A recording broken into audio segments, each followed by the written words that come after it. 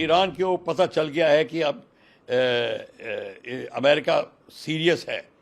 एक बार अमेरिका ने अपना शिकार ढूंढ लिया, जैसे कि उसने इराक को ढूंढा था और उसके ऊपर अटैक को शुरू किया था।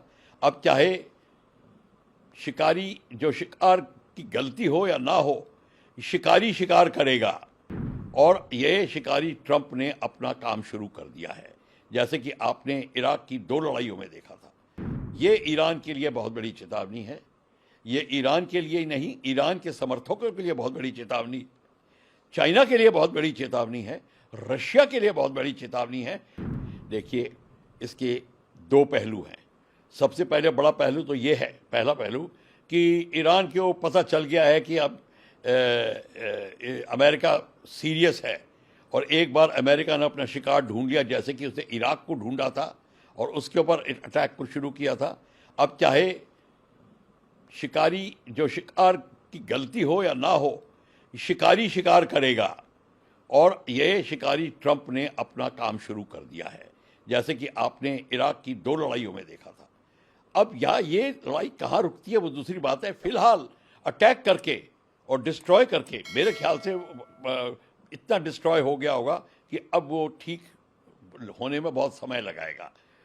उसको बिल्कुल नाकामयाब करके अभी उसकी फोर्स ने कह दिया है और मैसेज दे दिया ईरान को कि देखिए, अभी भी आप लाइन पे आ जाइए, जैसा कि हम कहते हैं। इसके बाद मैं अभी कोई मिलिट्री एक्शन नहीं और कर रहा, पर अगर आपने नहीं किया तो मैं कह नहीं सकता। कहने का मतलब है कि उसने चेतावनी दे दी है कि अभी भी आप बाज आ जाओ, सिंपल शब्दों में। तो ये ईरान के लिए बहुत बड़ी चेतावनी है।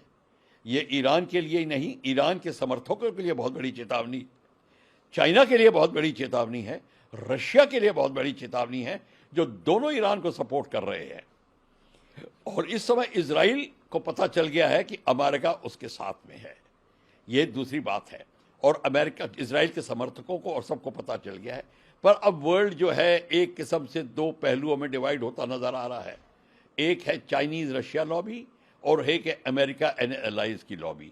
इसके ऐसे करने से अमेरिका के और भी कई प्रॉब्लम सॉल्व होते हैं, जैसे कि नेटो कंट्रीज के साथ में दोबारा उसका आकर्षण होना, दोबारा वो उनके साथ में साझेदारी बननी जो टूटती जा रही थी, वो भी अब देखने में मिलेगी। अब देखेंगे कि जितने कि इजराइल के सपोर्टर नेटो नेशन में हैं और इत्यादि, वो भी अमेरिका के सपोर्टर बन जाएंगे। ये इसका दूर का खेल है अमेरिका का। पर इस सब को लेकर भी एक दूसरा पहलू मैं ये बताना चाहता हूँ कि जिनीवा कन्वेंशन के तहत एक न्यूक्लियर पावर प्लांट, एक डैम और जो डाइक्स होती हैं, जो कि नेदरलैंड में समुद्र को रोकने के लिए दीवार बनाई जाती है, उनके ऊपर अटैक करना प्रबंधित है। मतलब उसके ऊपर अटैक नहीं कर सकते, टोटली बैंड है। उसको डेंजरस फोर्सेस कहते हैं। तो बशर्ते कि वो न्यूक्लियर पावर प्लांट लड़ाई में ना इस्तेमाल हो, मतलब कि उसमें वहाँ से कोई वेपन्स नहीं लॉन्च हो रहे। लड़ाई हो रही है, पर अगर उस न्यूक्लियर पावर प्लांट के ऊपर कोई वेपन्स नहीं लगाए गए हैं, तब उसको अटैक नहीं करना। ये एक बहुत गूढ़ बात है, बहुत कम लोगों को ये पता है। और इसके तहत अमेरिका को एक जिसको कहते हैं, उसके ऊपर केस लगाया जा सकता है इंटरनेशनल क्रिमिनल कोर्ट के ऊपर कि उसने डेंजरस फोर्स के ऊपर अटैक किया है। कोई उसके ऊपर कोई वेपन नहीं था, वहाँ से कोई मिसाइल नहीं लॉन्च हो रही थी। तो ये एक अलग चीज़ है। और अमेरिका की और ईरान की लड़ाई थी ही नहीं। तो ये इसने ओपनिंग शॉट में जो ये कार्यक्रम किया है, इसकी जवाबदारी अमेरिका करेगा, बशर्ते लोगों में इतनी हिम्मत है कि उसको इंटरनेशनल क्रिमिनल कोर्ट में ले जाएं। ये दूसरा पहलू है। पर सबसे बड़ी अब बात है, चीन को देखना है। अगली अब खबरें आएंगी, चीन का रिएक्शन क्या है, जी का ट्वीट क्या आएगा, पुतिन का ट्वीट क्या आएगा, वो क्या कहते हैं, और उसके हिसाब से बात चलेगी। पर भारत की बात आती है तो भारत के लिए एक बहुत जिसको कहते हैं कि सावधानी का समय है। हमको ये बहुत सावधानी से इस सारे डेवलपमेंट को देखनी पड़ेगी कि अब हो क्या रहा है। भारत का दोस्त है ईरान, भारत का दोस्त है इजराइल, दोनों हमारे दोस्त हैं। और दोस्त का मतलब काम आते हैं दोनों। हमारा ऑयल सप्लाई के लिए है और ट्रेड है, और हमारे सांस्कृतिक कनेक्शन है ईरान के साथ में। और इजराइल हमारा क्लोज फ्रेंड है। जिसको कहते हैं इमोशनल कनेक्ट इसराइल के साथ में है। इसराइल, हमारे लोग इसराइल में बसे हुए हैं, ये भी बात है।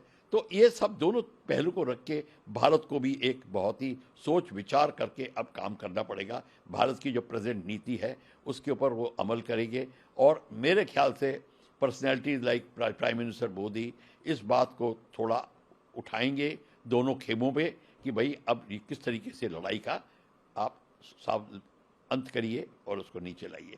तो अभी अब देखना होगा।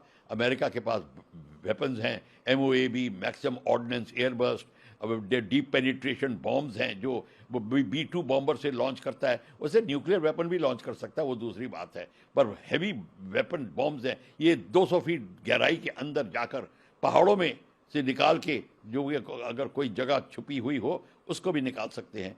तो ये बहुत ही विध्वंसक बम है, जैसे कि आपने अफगानिस्तान में देखा था डेजी कटर 2, ये उस कैटेगरी के बॉम्ब हैं और वैसे ही बॉम्ब हैं।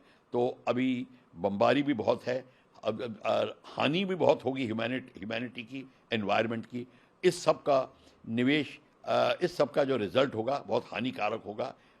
अच्छा हो कि कोई इनका बीच बचाव कर पाए और ईरान इजराइल को साझेदारी की टेबल पे बैठाया जाए और नेगोशिएशन शुरू की जाए।